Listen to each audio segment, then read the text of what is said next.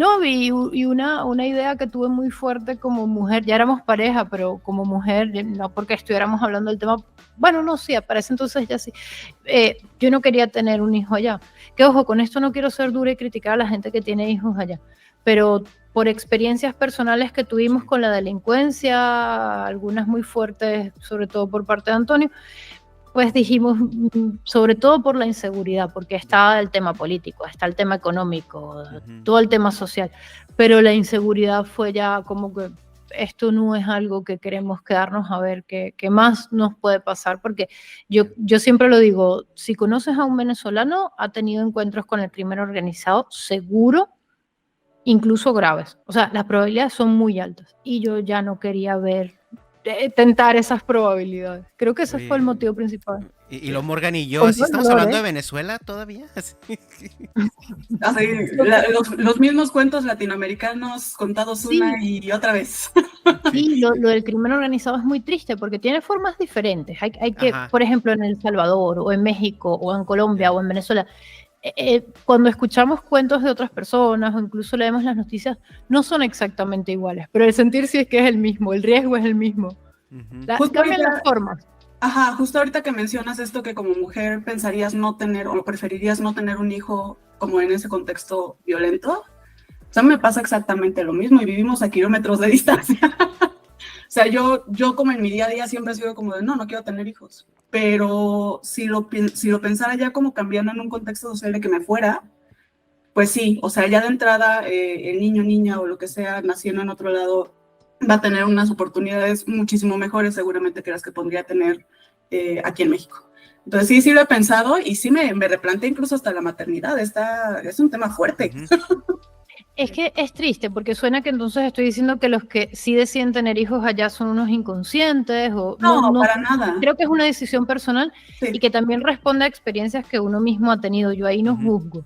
De hecho, me parece que si todo el mundo se va de un país, como está pasando en Venezuela, que es excepcional, ya vamos por los 8 millones casi de personas fuera, pues eventualmente tendremos que volver, o la mayor parte tendrá que volver, porque también es verdad que es una fuga ya no solo de cerebros, sino de todo. Sí, ¿no? De jóvenes también. De jóvenes, bueno, de tasa de natalidad no digo porque igual Venezuela no es un país con una tasa de natalidad tan baja como otros países, pero igual se trastoca un montón de temas. Entonces, es muy triste. Yo con esto no quiero, nunca me permito decir a otros cómo tendrían que hacerlo o si lo hicieron correcto o incorrecto, porque siendo inmigrantes creo que uno aprende que no hay una respuesta correcta. También conocemos gente que se ha ido y ha vuelto a Venezuela. Y eso tampoco es criticable. Sí, claro, es un caso a caso, ¿no?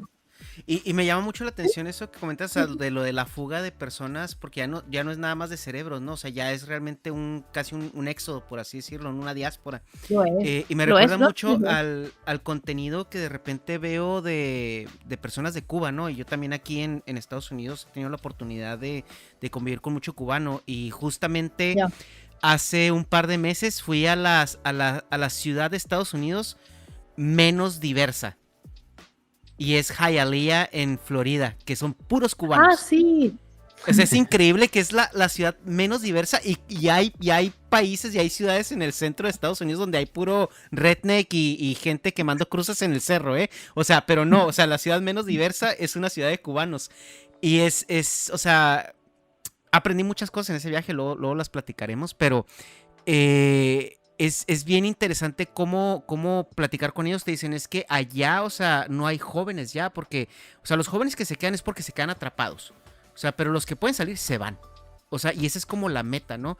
Y decían unos, no, pues que yo fui de las últimas amigas que me salí, ¿no? O sea, había un canal de una chica que se fue a España hace poco, Anita Mateo, creo se llama. Y ella decía, es que yo ya no tengo amigos aquí, o sea, yo ya soy de las últimas que quedan, ¿no? Y ella en cuanto pudo logró y se fue, también. Pero es que si nosotros volviéramos, habría gente, sobre todo la familia de Antonio, pero no amigos. Sí, nuestros amigos todos se han ido, todos están repartidos por el mundo y o sea, la realidad es que el joven, la persona joven en Venezuela que no se ha podido ir es porque no tiene la plata. no, el deseo lo tiene seguro. Habrán algunos que sí, que dicen, no, yo me quiero quedar, yo quiero luchar por mi país, lo que sea, y eso está muy bien, es muy noble, pero la mayoría de la gente que es joven y que no se ha podido ir es porque no puede, no ha podido.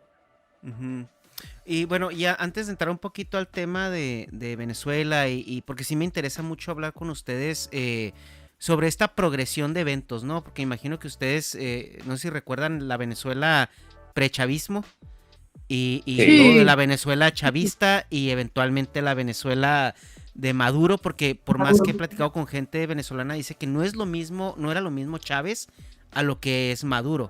Entonces no sé si era como un cambio que fue, o que a Maduro ya le tocó como consolidar muchas cosas en las que iban en vías. Pero un poquito...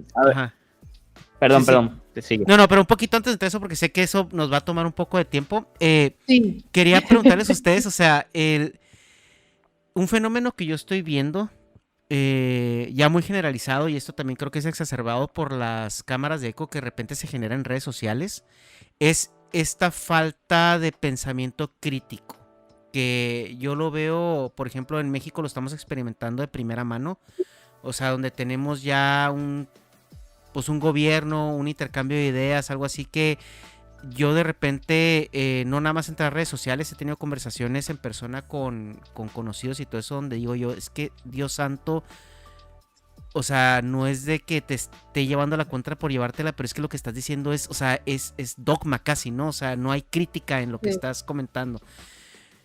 ¿Cuál es la importancia de este pensamiento y por qué estamos viendo ahorita un declive o una negación incluso ante él? Yo creo que tiene que ver con la incertidumbre, que, o sea, estamos en una época de muchos cambios y una transición, sobre todo con respecto a temas tecnológicos, que al final están socavando el tejido social, el tejido político, y la gente no sabe muy bien cómo asimilarlo. Hay mucha frustración, hay muchos riesgos para el empleo, para, bueno, el riesgo ecológico también. Y la gente está tratando como con mucha desesperación de tener certezas. Bueno, y súmale a eso la ausencia o el declive de la religión, que antes era muy importante. O sea, a mí no me gusta, detesto la iglesia y la religión, pero es verdad que jugaba un papel muy importante antes en la cohesión social, en la estabilidad. Eso ya no está.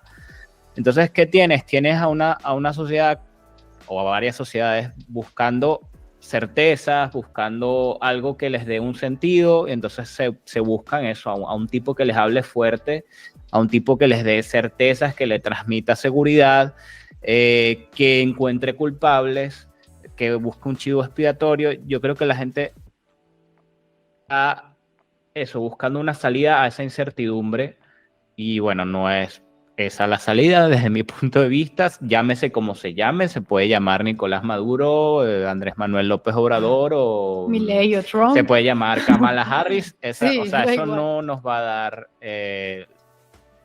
las respuestas que estamos buscando como sociedad, desde mi punto de vista. Pero yo sí veo que toda esa incertidumbre es utilizada, digamos que todo ese movimiento es manipulado, es una forma de control por parte de los gobiernos. Sé que sueno conspiranoica y me falta el gorrito de aluminio, pero sí creo que la polarización en redes conviene a la hora de hacer campañas electorales. Y esto se ha visto ya no solo en la de Estados Unidos en 2016, sino que se sigue viendo en un montón de países en que tienen que elegir entre una opción mala y una peor.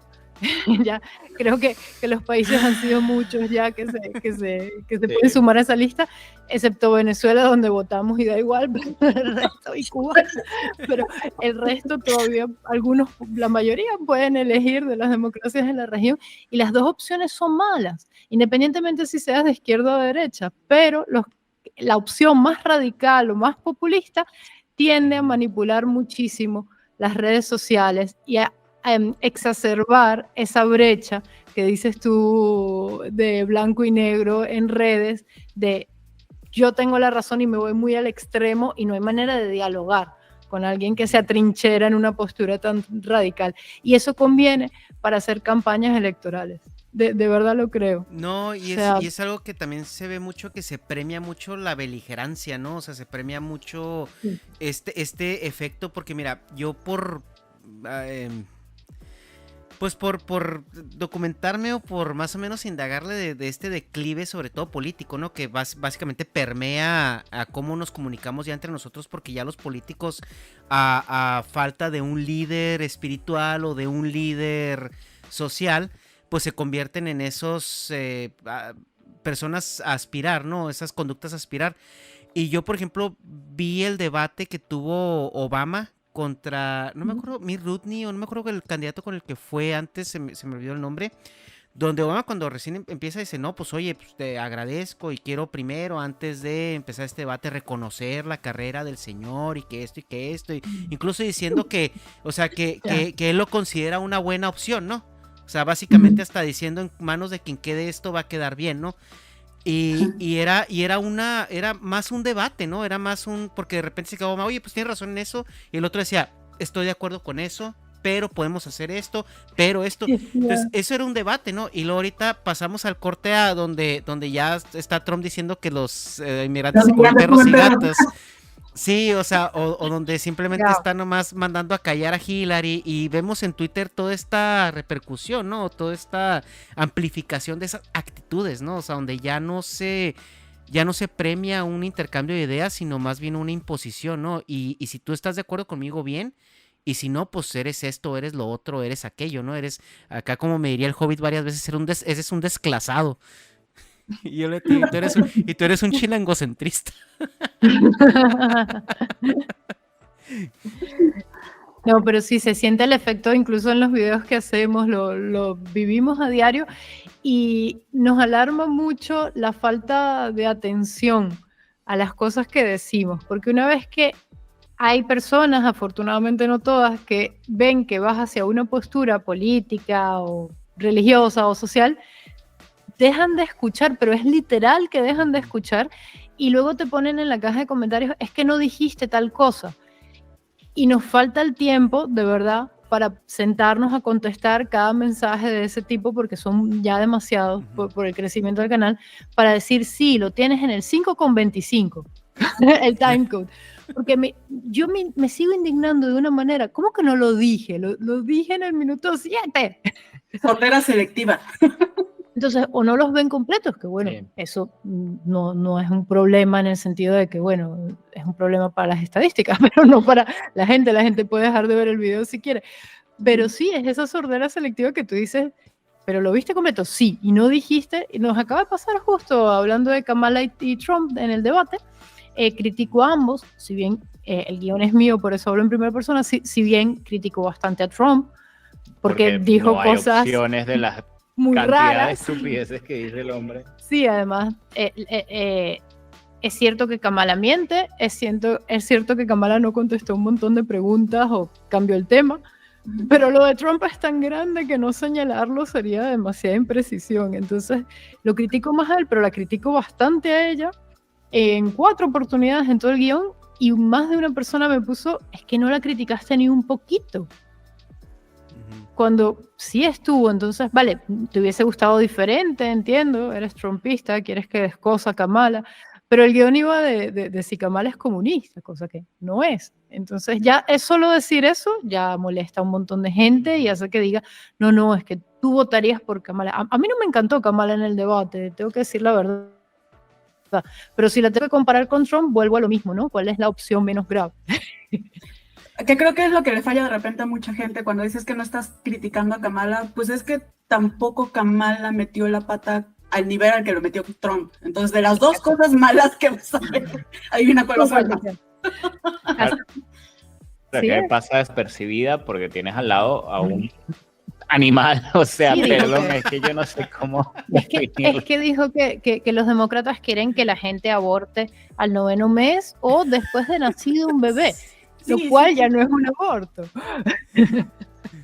Sí, por definición. Sí, claro, no, pues que Trump es muy ruidoso, ¿no? Y él se asegura de que se ha escuchado y que sea muy estruendoso en su hablar.